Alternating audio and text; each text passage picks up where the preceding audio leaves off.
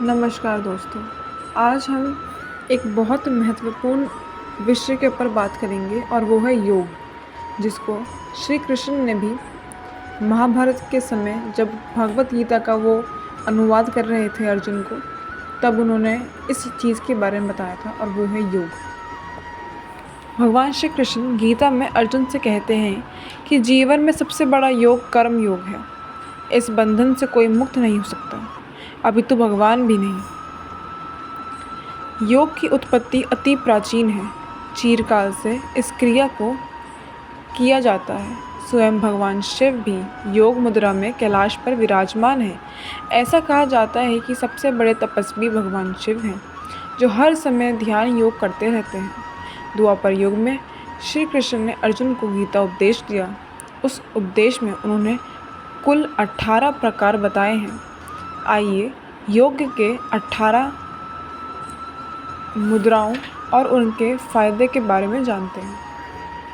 पहला योग है विषाद योग। इसका अर्थ है कालांतर में जब अर्जुन के मन में भी भय और निराशा पैदा हो गया था, उस समय भगवान श्री कृष्ण ने उन्हें गीता उपदेश देकर उनका मार्ग प्रशस्त किया था। दूसरा योग है सांख्य योग। इसका अर्थ है पुरुष प्रकृति की विवेचना अथवा पुरुष तत्व का विश्लेषण करना है। जब व्यक्ति किसी अवसाद से गुजरता है तो उस संख्या योग अर्थात पुरुष प्रकृति का विश्लेषण करना चाहिए। कर्म योग तीसरा योग माना गया है। भगवान श्री कृष्ण गीता में अर्जुन से कहते हैं कि जीवन में सबसे बड़ा योग कर्म योग है। इस बंधन से कोई मुक्त नहीं हो सकता, अभी तो प्रभु भी नहीं। सूर्य और चंद्रमा अपने कर्म मार्ग पर निरंतर प्रशस्त हैं, अंततः तुम्हें भी कर्मशील बनना चाहिए।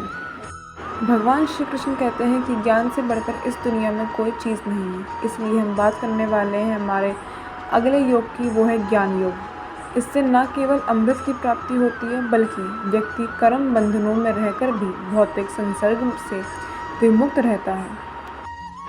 कर्म वैराग्य योग। ये योग बताता है कि व्यक्ति को कर्म के फलों की चिंता नहीं करनी चाहिए, अपितु कर्मशील रहना चाहिए। ईश्वर बुरे कर्मों का बुरा फल और अच्छे कर्मों का अच्छा फल देते हैं। अब हम बात करेंगे हमारे छठे योग की, और वो है ध्यान योग। इस योग की महत्व आधुनिक समय में सबसे अधिक है। इसे करने से मन और मस्तिष्क दोनों ही विचलित नहीं होते।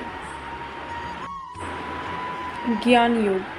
इस योग में व्यक्ति को सत्य मार्ग पर अविचल भाव से चलते रहना चाहिए।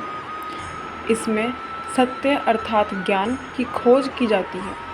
इसमें साधक को तपस्वी बनना पड़ता है। गीता के 8वें अध्याय में भगवान मधुसूदन ने अर्जुन को ब्रह्मा, अधिदेव, अध्यात्म और आत्म संयमी के बारे में बताया है। व्यक्ति को भौतिक जीवन का निर्वाह शून्य में स्थित रहकर करना चाहिए। इस योग के साधक भक्ति काल में निगुण विचारधारा के थे। राज विद्या योग।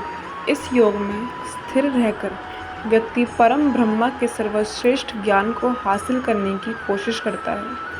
व्यक्ति को परम ज्ञान प्राप्ति के लिए राज विद्या योग करना चाहिए।